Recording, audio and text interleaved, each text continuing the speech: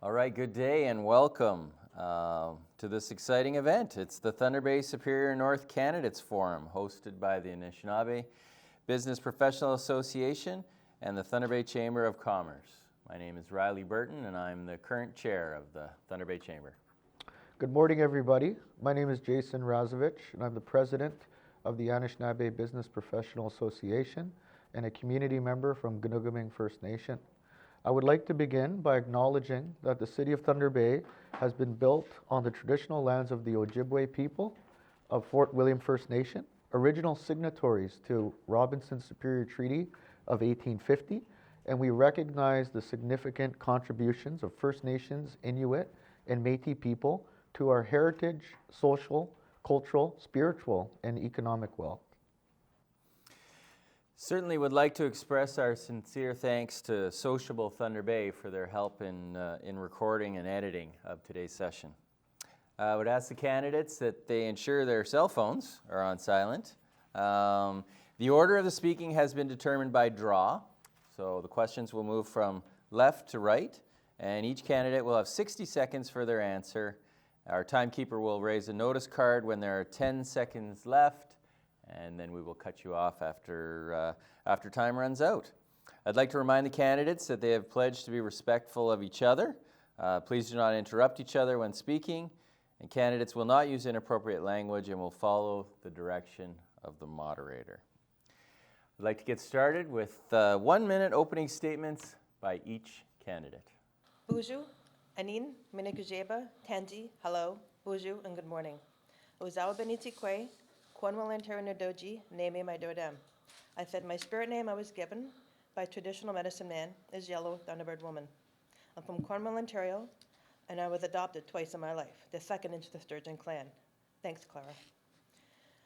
The pandemic exposed cracks in the system. We need to fix the poverty crisis. We need a basic income now. Poverty is a social detriment of health.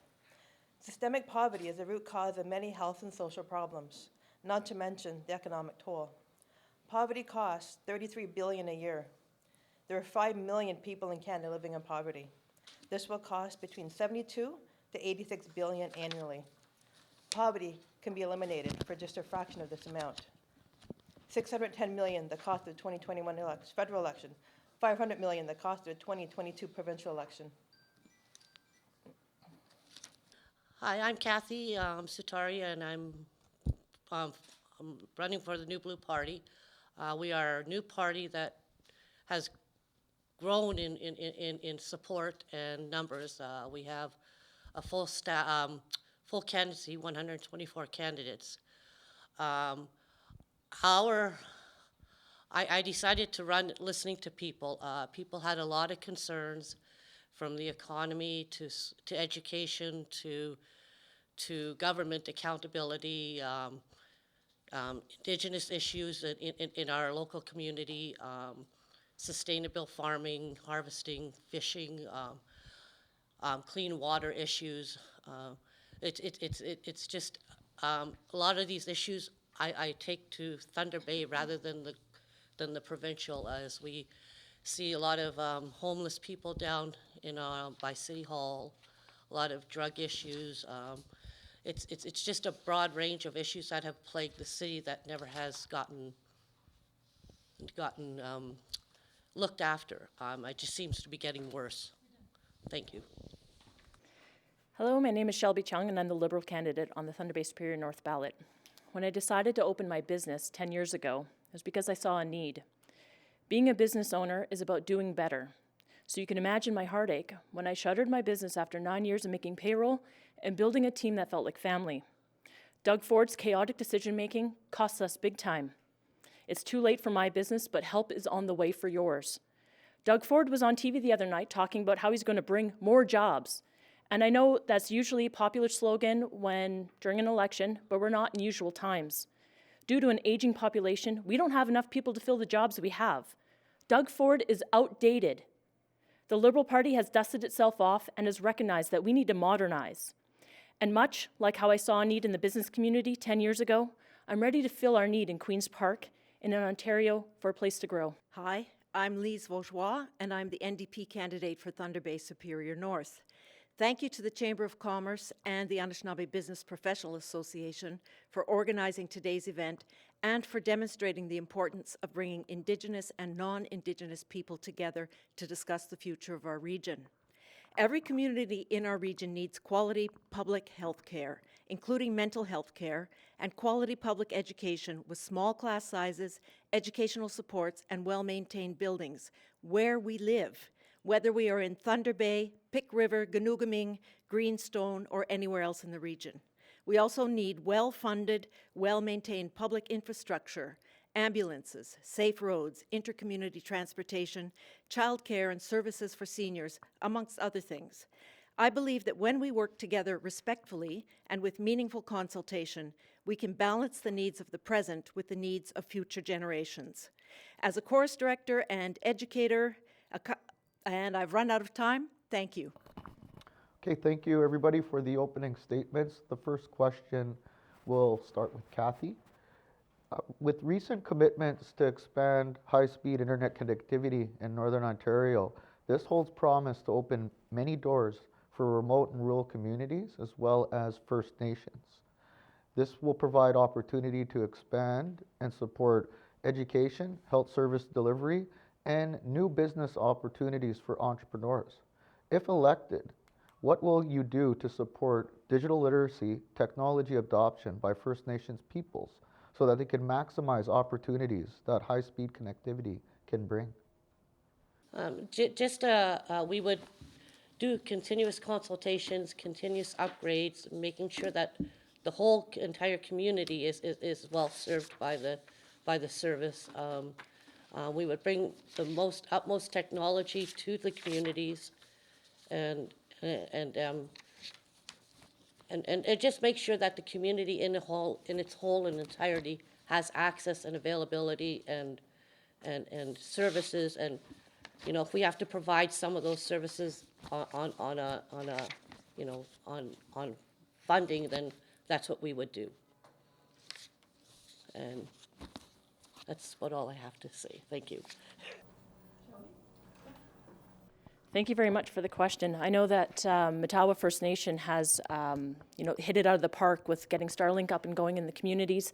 It's going to be revolutionized to change the way First Nations do healthcare and business. I know that under a Liberal government, we're going to modernize healthcare with greater access to primary care through phone, email, video, text, and empowering pharmacists to provide basic services online. In terms of the business, I think that the Liberal Party is ahead of the curve when we're funding programs that could help small and medium-sized businesses go digital, and there's going to be an additional $25 million to promote Indigenous small businesses. And thank you very much. Please. We also know that First Nations, many have already started work on this. I was reading in one of your press releases about Lynx, LYNX, also as a potential startup internet company. So we know how important having broadband is. We also know that the Ford government actually promised this before the last election and has not delivered, particularly in our region. So an NDP government will bring every possible support to making sure that Indigenous communities and rural communities in our region have full access to high-speed broadband. We need it for education, we need it for healthcare, and it will be there. Thanks for the question. We can bridge the digital divide as we have experienced the last 2 years, how difficult and challenging it was for youth of all ages to be connected, and this is more so apparent in rural, remote, and Northwestern First Nations. Not only do they have a water crisis, they have, the digital divide. I'm grateful to have been part of the community here locally in Thunder Bay. My phone was disconnected 2 weeks ago. Luckily, there was a program available where I was able to get a cell phone that was prepaid and has 300 minutes. I'm now on my last 100 minutes. Otherwise, I don't know. Especially now, when we need to be connected more so than ever, that was a huge help for me. So thank you. Great, thank you. On to our next question. Shelby, you'll start with your answer. I'd like the candidates to reflect on the labor shortage and skills gap. I think businesses large and small are struggling to find the workers they need. This challenge is certainly hampering our economic recovery. So if elected, what actions will you and your party take to address these local labor shortages? That's an excellent question. I experienced this myself running a small business. One of the things I think we can unlock women in the workforce by providing after school and before school childcare. Childcare has always been a struggle for women that work, and we need that labor force now more than ever. We also need to make sure that our communities are safe and welcoming for newcomers. To put money into culture and expand our ideas of what the world could look like will help newcomers come here feel welcome and fill that labor shortage. I know that in the Liberal plan we have tuition credits for people that want to study and work in the North if you're a nurse or a healthcare practitioner. So it's making sure that we unlock every possibility to attract and retain professionals to work here. So in some respects, Shelby is covering things that I think are important. But I'd also like to say that the NDP has a plan to hasten the approval of internationally credited nurses, for example, who come here hoping to work and contribute and often aren't able to do that in a timely way. Yes, we need community safety. We need a welcoming community. We need a welcoming community for potential Indigenous workers as well, and we know that that is a challenge. We also know that wages need to be increased. Minimum wage needs to go up in a calculated, predictable way, because business more than anything needs to be able to predict what is coming ahead and how to make their business plans. So I think that that increase to basic minimum wage is going to help also encourage people to come back into the workforce and know that they are moving into a fair and happy, excited to be part of our workforce. Thank you. Thank you. So one way the Greens will help with the labor shortages is free tuition for a year. Also, to implement a basic income on top of doubling ODSP rates, which we know right now are staggeringly low, actually criminally low. The minimum wage here locally is $13.60 an hour. That needs to go up to 18 to 20 at least an hour to help families out of poverty, to help families go back to work, find a decent, well-paying job, to be able to provide for their family and afford, the basic things that a family of whatever it be, 1, 2, 5, 6, or 10 may need. It's a very good question. I have actually lots to say on this, but not the time frame to say it. I think our labor shortages are partly to do with incentivizing people to stay at home. We, during the pandemic, had curb payments, and which was great. It helped people out who couldn't go back to work because buildings were shut down and stores and businesses were shut down and health issues and all that.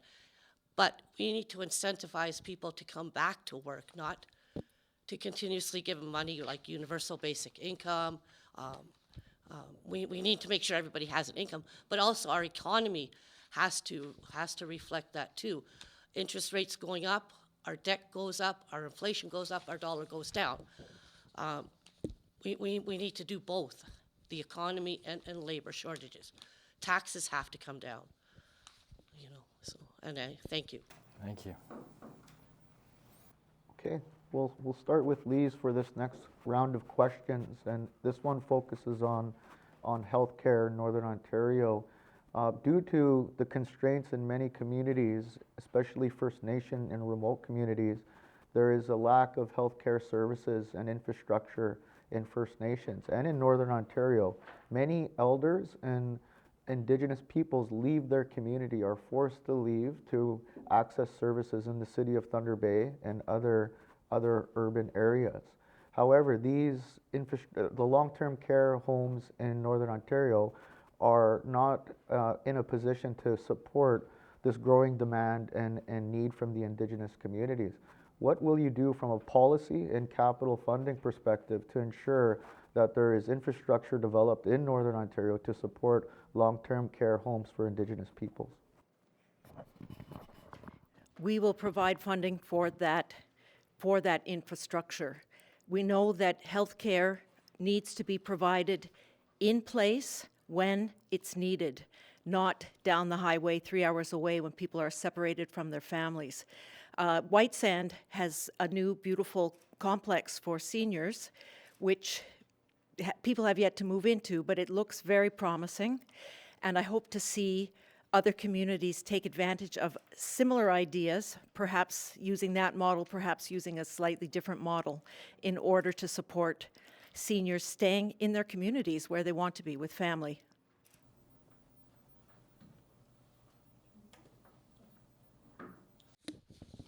Addressing the healthcare crisis, much needs to be done. The one plan is to invest rather than divest.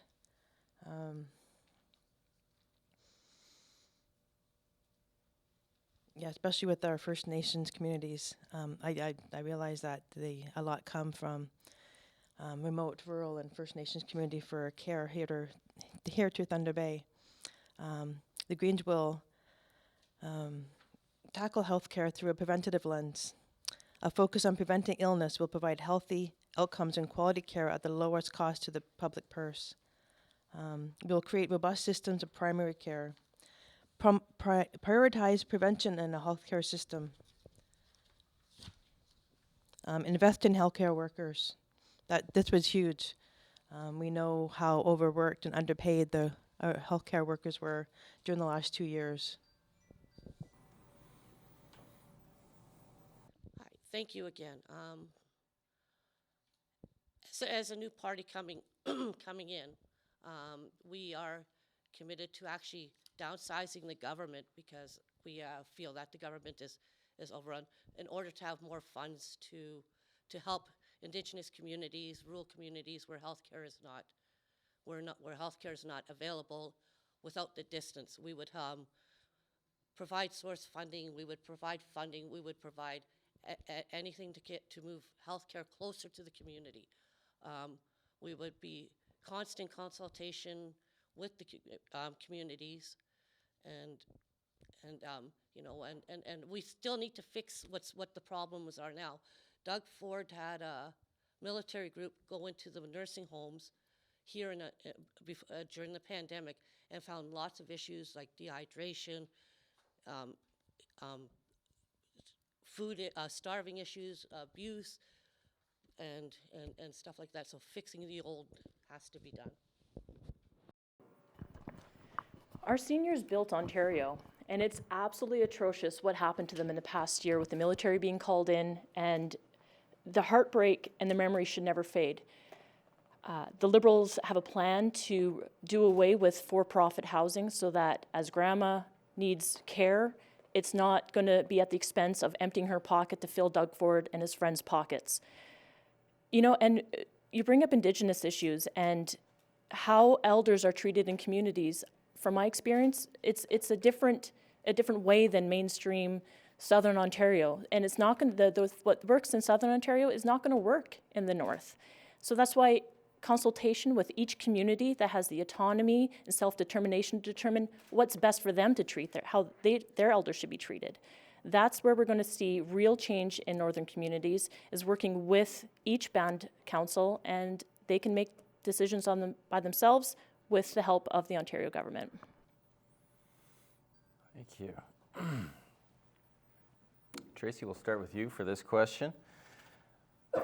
The COVID-19 pandemic and economic challenges have created an unstable environment for Ontario business, who are challenged by supply chain bottlenecks, inflation, labor shortages, and high debt levels. the next government must focus on creating the right environment for business competitiveness, predictability, and growth. So what is your party's plan for economic recovery? I don't have to look for my notes for that one. So the Greens plan to implement and have an equitable Ontario. We have a lot of work to do to build an Ontario we want, where your gender or color of your skin does not create barriers to the quality of life you want to live. So the Greens would implement, as I mentioned earlier, a guaranteed livable income or a basic income and double the ODSP rates. This is one way I believe, and the Greens believe, that's one way to help us out of this economic recession we're in. To build, it'd be win-win. We have to invest in the people. We need people before, right? We need to invest in the people, then the people will invest in locally, in their communities, in them, in their families, in their country. That would be a win-win for one and all. I don't know, I'm running out of, we would just respect people more. The pandemic has shown us that with racism and discrimination, how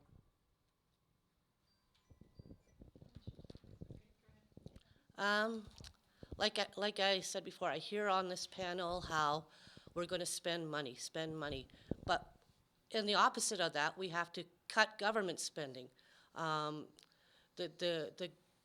We have a top-heavy government, not top-heavy, but a heavy government. Per population size, we have 344 representatives for 35 million people, where the States has maybe 500 representatives for 374 million people. So we have overabundance of representation, and governments are not cutting on their spending. Inflation goes up, interest rates go up, we have a debt, but how are we going to pay the debt if we can't pay the interest on the debt? It's a vicious circle that we've been using over and over and over every year. And I think we need to downsize and to afford to give more. These things don't happen by accident. Marathon didn't get their long-term care facility by accident. That was government funds that was used to put that into that community. The waterfront didn't happen by accident. We need to reinvest and to create that predictable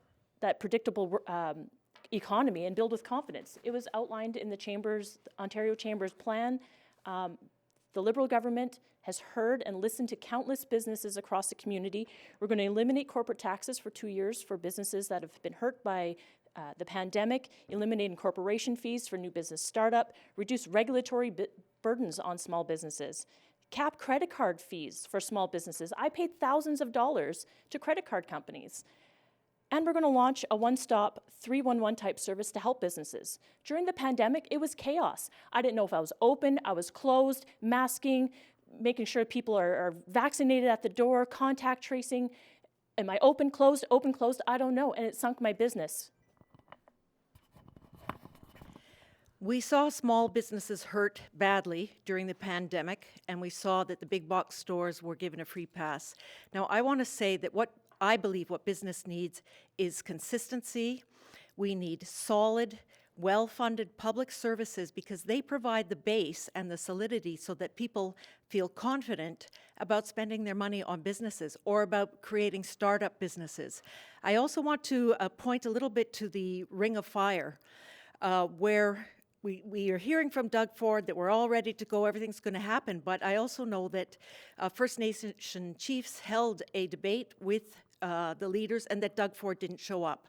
So I know that those conversations are not happening and that, in fact, businesses are going to wind up spending all their time in court if those relationships aren't built. And we know how important those relationships are, and that those relationships and the foundation, solid foundation for the public services is what makes businesses flourish. Thank you. Next question, we'll begin with Kathy. And this question focuses on some of the conversation on procurement. The federal government announced a 5% target for procurement of Indigenous businesses in the supply chain. Many provinces and territories are also looking at potentially policy to support more Indigenous businesses in their pipeline of contracts. What will you do for Ontario to support an increased amount of Indigenous businesses in Ontario's contracting, and also access to capital and opportunities for Indigenous business in general? Oh, sorry, I'm a little bit nervous here, and I haven't looked at all issues pertaining to, so I have a hard time really answering that question. I was late candidacy, so I mean, I'm just catching up with a lot of things. But all I can say is we are willing to collaborate and work within the Indigenous communities and make sure that they are self-sufficient and sustainable, and we will put as much capital as needed to help the communities up in the north. I mean, Fort William First Nations has a great setup. They're close to the city, so they got all what they need, and just collaborating and keeping in contact and providing whatever the Indigenous community needs. I think part of catching Indigenous business up to speed with the rest of Ontario goes back to that education piece. We know that there's a learning gap in First Nation education, and that's why the Liberal government will put money into public libraries, expanding curriculum, that our students learn about Indigenous culture and historical realities that they faced. This education piece comes from a place of understanding, and we know that there's a large untapped potential in Indigenous labor. And if we could break down those barriers so that Indigenous people can learn at the rate that someone in Southern Ontario can learn through good investments, we can build up the Indigenous economies. They can do business with the Ontario government as a nation to nation with investments of up to $25 million into Indigenous businesses. So the NDP does have a policy on procurement and on making sure that companies across the province and Indigenous communities have access to those contracts with the government. And I'd like to push back a bit on the idea of smaller government. What we need is a fair distribution of tax resources. So you can't talk about small government and then say, but we're going to give First Nations money if we've already decided that we're not collecting money or we're not in the business of sharing resources. So what we need is taxation that is fair, and we know that we will not be increasing taxes on the middle class or lower class people, but that at the very upper end there will be an increase in taxes that should allow us to have more money. Another piece I'd like to add is that Canadian content. 25% is supposed to be Canadian content. The Conservatives have dropped it to 10.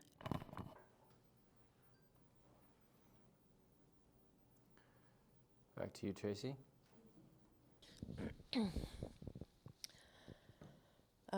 Great question. I think I'll go back to what Shelby mentioned about the education. That's a huge piece. As leader of the Ontarian Greens, I commit to upholding Indigenous rights to self-determination, to act with real respect for treaty obligations. We work in partnerships with Indigenous communities, address the legacy of colonialism in residential schools, fix the healthcare gap, improve funding models for education, strengthen in-school learning, make equity a pillar for public education, support children with disabilities, improve access to and equity in post-secondary education. I think education is a monumental piece in all this. In order to start a small business of any kind, there needs to be some kind of education piece, just to be able to handle the finances and just to know what you're doing. I'm sure Shelby didn't just go into opening her business without having, some kind of business degree behind her. It helps. Education is so huge. It's the lifeline of the community. Thank you. Starting with you this time, Shelby. Pretty straightforward question. What do you see as the two most important issues facing our community, and how does your party's platform present the best solutions to these issues. Two of the big issues I've heard at the door, I've traveled 900 kilometers throughout the region. Housing is number one. To have adequate housing, we were in Terrace Bay, and Terrace Bay clearly explained the problem. They said, look, we have the lots, we have the mill, we have a system in place, so on paper they can be sustainable. It's the housing that's the issue. They have the lots, but to build a house in Terrace Bay or Scriber is about $350,000. They can only sell the house for about $250,000, which means the bank isn't going to give them a mortgage. And even though housing prices have risen in Terrace Bay and Scriber, and there's no houses available, there's nothing to buy in Scriber and Terrace Bay. To get people into those communities to work in the mill, to increase the taxes so that everybody can have roads and sewers and storm sewer and whatnot, it's that vicious cycle. The Liberal government has a plan to invest into housing so that those new houses are affordable for newcomers, so that small town, rural Ontario can be sustainable.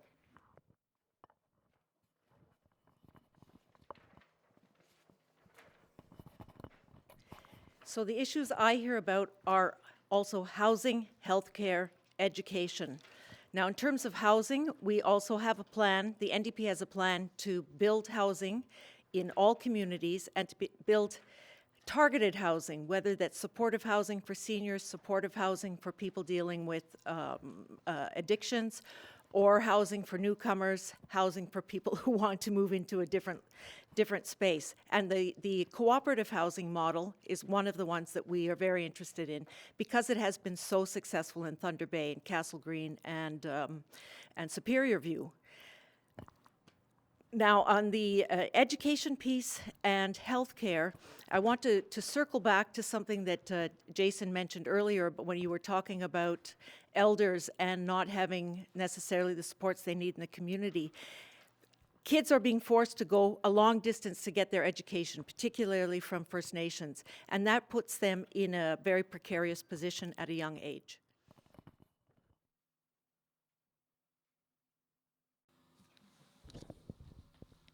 I agree with Shelby. The housing and healthcare, I think, are two of the most important issues for the Green Party. Also, highways, but you told only two. Housing, it goes back to that stability. For me, as someone who's been homeless and living on the street, and I can't even imagine going back there now. Just here I am doing this, right? And that's a huge piece about someone with I bring to the table that lived experience piece. Housing.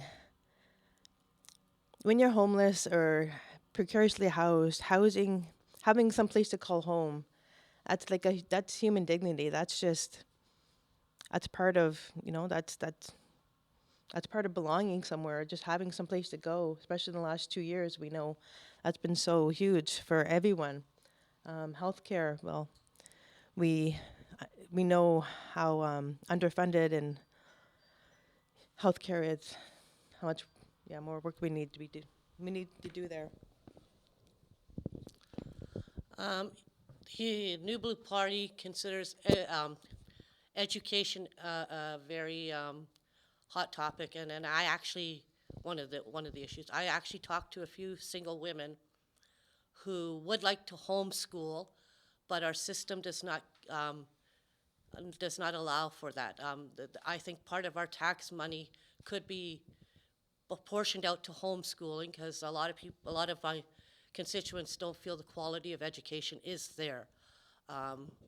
They're bringing in certain topics that a lot of my constituents don't agree with, like certain types of CRT training and learning and stuff like that. We need the core subjects. We need life skills. We need them to basically even learn taxes and budgeting and second of all is the economy, inflation, debt, taxes, interest. I mean, it's just hand in hand. Great, thank you. Okay. Thank you. We'll start with this question with Lise. Indigenous peoples are amongst the most negatively impacted by the effects of climate change. And we've seen many factors that have caused this. We've got major greenhouse gas emitters, we've got forest fires and other issues that impact Indigenous peoples. If elected, what will your party do to mitigate risks to Indigenous peoples from the negative effects of climate change? We need to be building infrastructure that helps all communities mitigate those effects.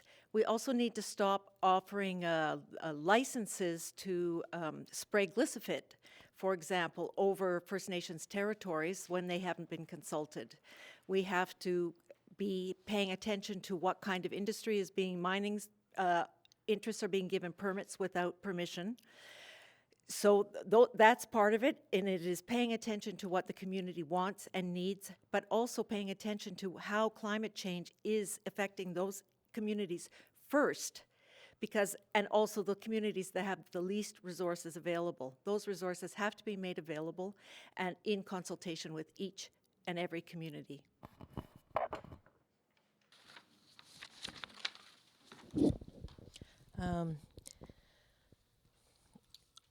I'll first start off, as I usually do, with Nisquedaga First Nations and the 27-year Boil Water Advisory. My best friend, who just lost her daughter 2 months ago to suicide, she's from Nisquedaga, and her daughter, I won't say her name, but she did a water walk a couple years ago just to try and bring awareness to this injustice, if I can use that word. Just because the color of your skin, again, it goes back to the racism, the colonization, just because of the color of your skin, and then we look at their housing on First Nations. I've lived on a First Nation outside of town years ago, and some of the houses where I wouldn't let my dog live in, let alone sleep in. That's atrocious. Reconciliation needs to happen ASAP. This has gone on for far too long. These forest fires and flooding. We have evacuees, I believe, in town right now for, that from their First Nations who have just experienced flooding again this year.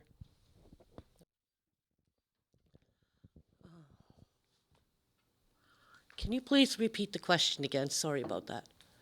Sure. The question evolved around climate change mitigation, and that First Nation and Indigenous peoples are primarily the most negatively impacted due to greenhouse gas emitters and also forest fires in remote areas that are the effects of that. What will you do to mitigate those impacts on Indigenous peoples?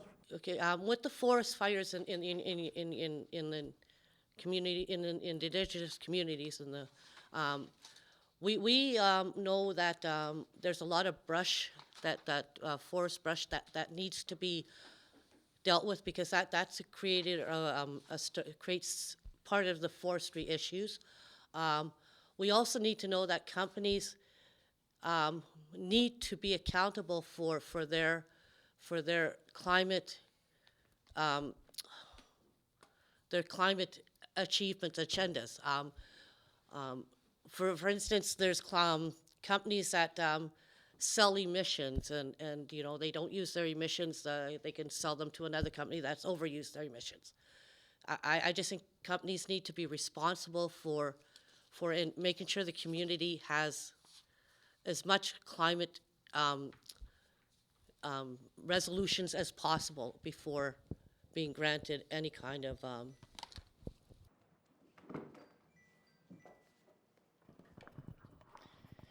Thank you very much. What works in Southern Ontario doesn't often work in the North. And I think we need a representative that understands First Nation issues and relies on First Nations ways of knowing their connection to the land, connection to the rivers, how it's interlinked with the culture and language. And it's making sure that we could take that voice and apply our funds and our knowledge to help First Nation communities prepare for fire season, prepare for flood season. Nisquedaga didn't want to be holed up in our hotel rooms. Kashechewan doesn't want their community to flood. They want good, reliable infrastructure so that they could stay in their communities, live and work like the Creator intended them to. And I believe the Liberal government is the only one with a real platform to help First Nation communities protect and restore rivers, wetlands, and watersheds that Indigenous communities rely on. Thank you. At this point, I'd like to hone in on some of the social issues in the community that we have touched on so far, but certainly housing and homelessness, but also mental health and addictions and crime are having a growing impact on local business. What actions are included in your party's platform to address these challenges? And we're back to you, Tracy. So I'll go back to what I've mentioned a few times now, but the Greens will, if elected, double ODSP rates. I should have that somewhere.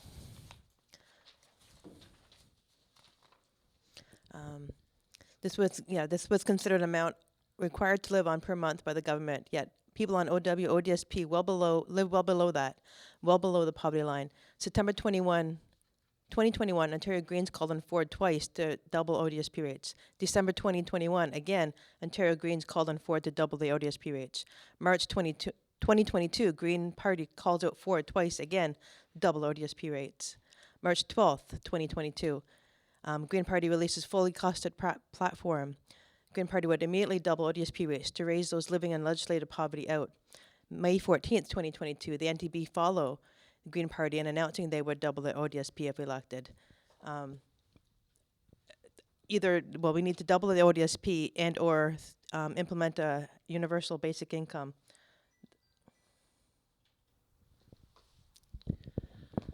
I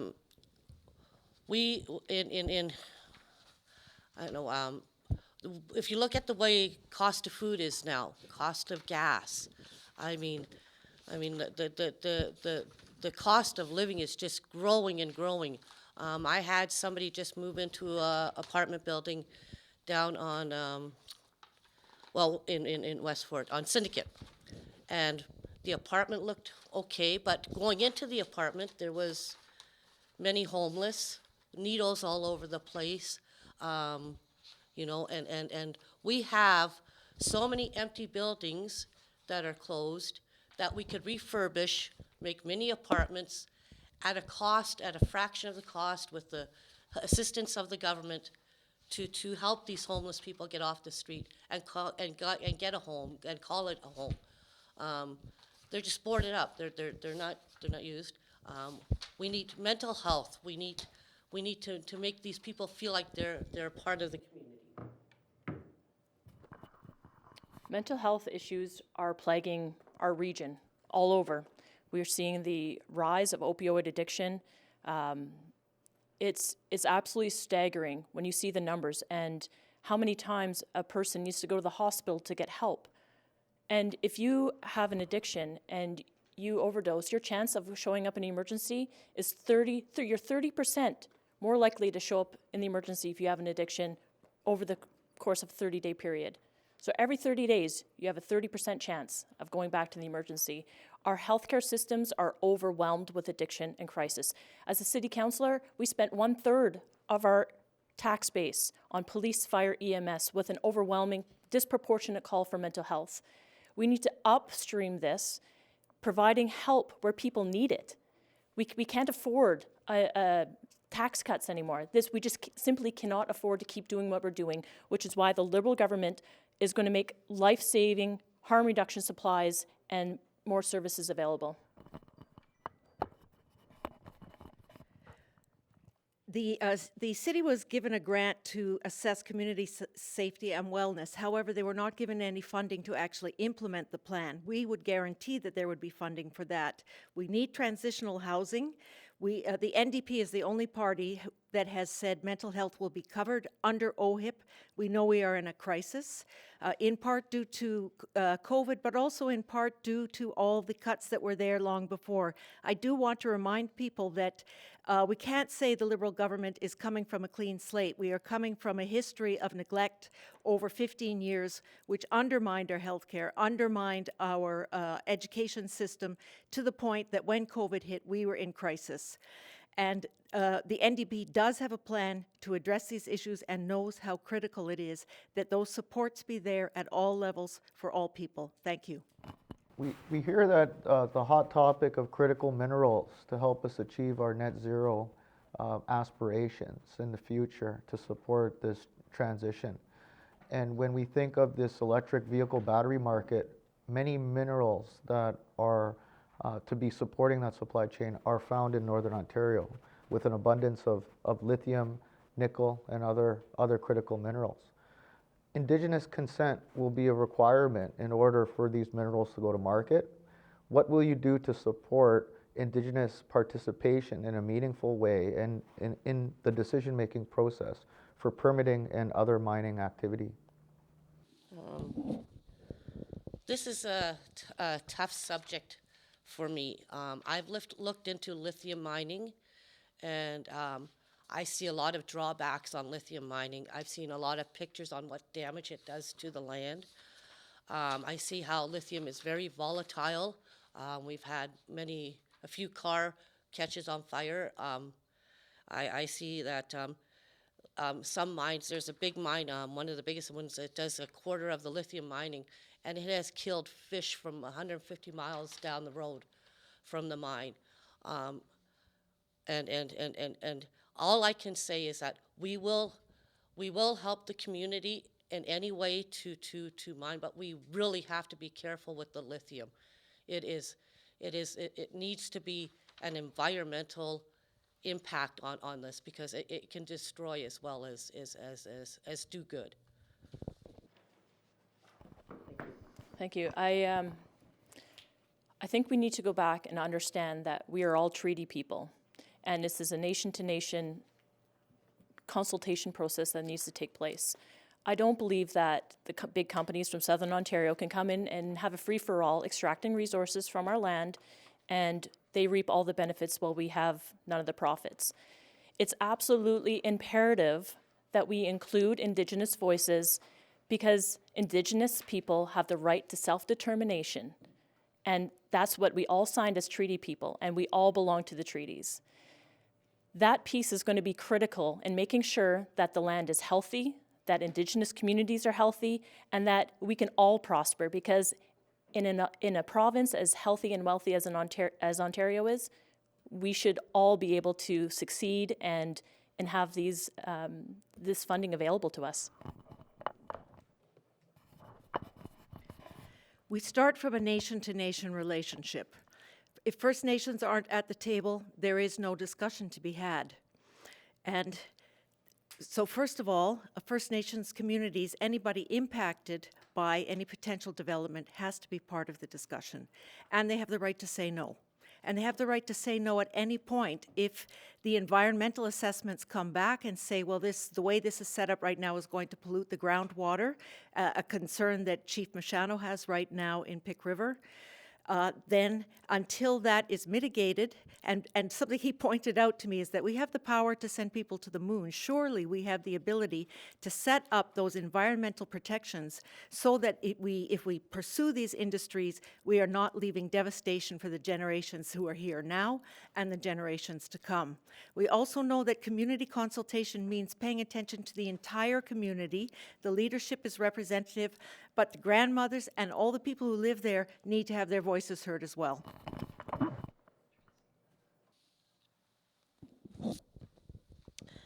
The Green Party reaffirms its support for the 94 recommendations of the Truth and Reconciliation Report and all 94 calls to action in the final report on the National Inquiry into Murdered and Missing Indigenous Women and Girls. The Green Party of Canada believes that every nation has the right to decide who will speak on behalf of its people, and the Government of Canada must be led by Indigenous peoples with respect to designing any UNDRIP legislation. Many First Nations were not consulted on Bill C-15. The Green Party of Canada is committed to reconciliation, nation-to-nation engagement, self-determination, and for all Indigenous peoples. The Green Party of Canada believes that any meaningful path forward towards reconciliation in Canada must ensure that First Nations, Inuit, Métis Nations, First Nations leaders are heading the decisions about the future of the people, their lands, their water, their territories, and their children. Thank you. Great, thank you.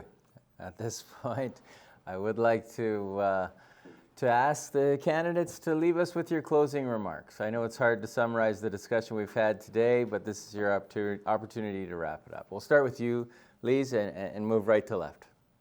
Our province is at a crossroads. Our public services have been cut to the bone, even though we live in one of the wealthiest places of the world. And that cutting has took place over 15 years of Liberal government and 4 years of the Ford Conservatives. There's only one reason to be in politics, and that is to make life better for all of us, not just the wealthy, not just those in Southern Ontario, not just those who are buddies of Doug Ford. Here in the North, we know that one-size-fits-all solutions do not work. The NDP has produced a northern platform because we know how important it is to listen to and work together with the people who live here. I am a listener and a doer who believes that no one should be left behind. The NDP is ready. We have the strength and experience. We have shown year after year that we are in politics for one reason only, and that is to make life better for everyone. These are policies we've had for countless years. We are not suddenly changing to a different approach. We have always put people first. Thank you very much. Thank you. I'm from Thunder Bay. I grew up in the East End. I educated myself here at Lakehead University. I lived and worked and I built things and I've lost things, and I represent Thunder Bay on City Council for the last 8 years. I know what it takes for this community to succeed. And I don't spend my political capital lightly, and I make strategic decisions. I understand who I need to work with and how I need to accomplish things for our region. What I find most interesting about Stephen Del Duca is that he took leadership days after the worldwide pandemic was announced. He didn't have a seat.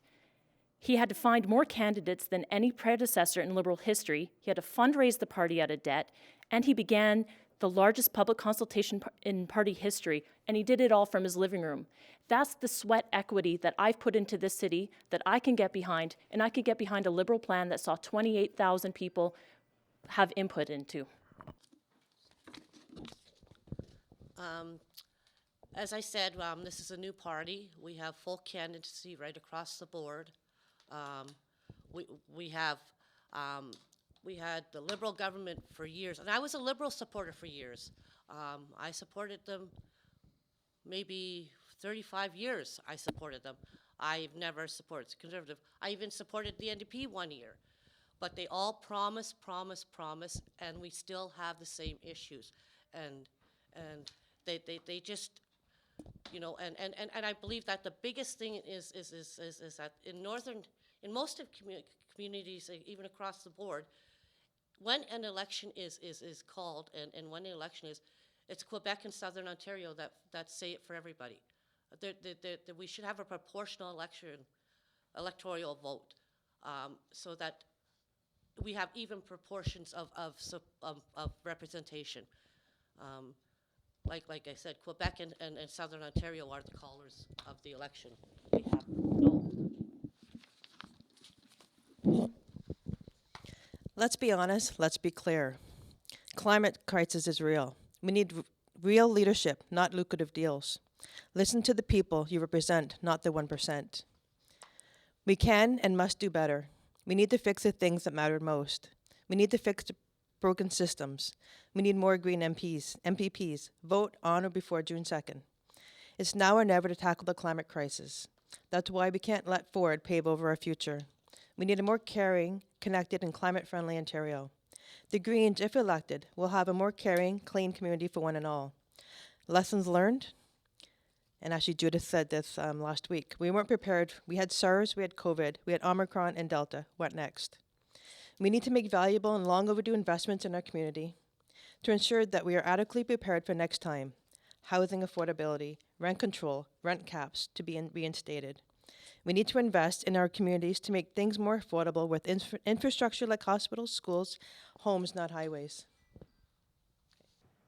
Well, that concludes the Thunder Bay Superior North Candidates Forum hosted by the Anishnawbe Business Professional Association and the Thunder Bay Chamber of Commerce. Our sincere thanks to the candidates for your thoughtful responses to our questions. It's certainly uncomfortable to be on the hot seat all the time, but everyone did a great job. Thanks also to Sociable Thunder Bay for their help with recording and editing of today's session, and to Amic Technology for their technical assistance. Thank you to the listeners and onlookers for tuning in. We hope that today's session helps you to make an informed decision in the upcoming provincial election.